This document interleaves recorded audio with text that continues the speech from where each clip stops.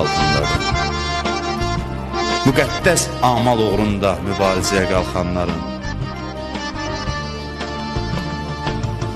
artıq o məqamda, döyüş məqamında onun bədəninə dəyən zərbələr Peyğəmbər buyurur, yayın günündə sərin su içənin su içməsinə bənzəyir.